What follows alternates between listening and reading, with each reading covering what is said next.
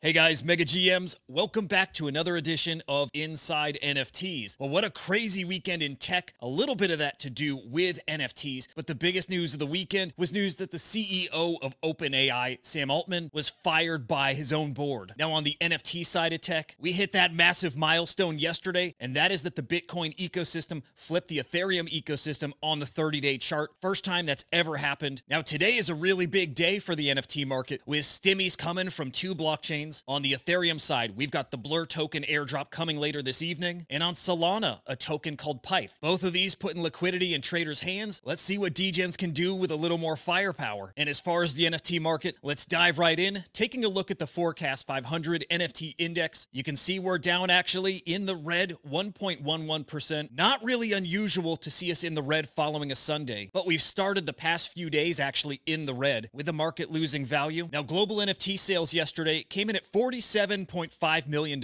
We've also seen 3 days straight of sellers being on the winning end of trades, looking like today's going to be profitable too. But actually, check out the weekly sales here, 290 million in sales on the week. Every other metric, though, is looking pretty mid. But fam, this is actually the first week sellers have been in the profit since the end of February. Let's hop over now to the collection and blockchain rankings on CryptoSlam.io. My goodness, the top 10 is completely Bitcoin. We do have Ordinals at the number 5 spot, Bitcoin Frogs, which is an Ordinals collection at number 9, and we get our first Ethereum collection at number 11. That's the Bored Ape Yacht Club. And quickly flipping over to Ethereum, Bored Apes at the top, followed by the Mutant Apes, D-God, Suzuki, and Sorare. And on Solana, Mad Lad's still crushing it at number 1. Then you see Tensorians, Claynosaurs, Bodagos, which are absolutely on fire, and a second Claynosaurs collection. And by the way, we saw a massive sale in Mad Lads yesterday, with this Ghost Rider NFT selling for $61,000. It's actually 999 SOL. Okay, now before I move on to some quick stories, here's that 30-day view of the blockchain rankings, and you can see Bitcoin leapfrogged Ethereum, right now up over 10 million in the past 30 days. That gap is going to keep growing. Now, the big story in NFTs today, it really is the Stimmys that are coming. Again, on Ethereum, we're getting BLUR. On Solana, we're getting PYTH. And while it's hard to predict exactly what this is going to mean for NFTs, we know what people do when they get liquidity in their hands. They go buy NFTs that they couldn't afford before. But actually, there's some consequences here. And we can see over on BLUR, a whole bunch of lenders are calling due their loans. They can do that after just a day or two. With there being uncertainty about BLUR Season 3, a lot of lenders are saying, pay me back or give me your Bored Ape. Because if the NFT market tanks and floor prices drop, they need to be able to sell that ape,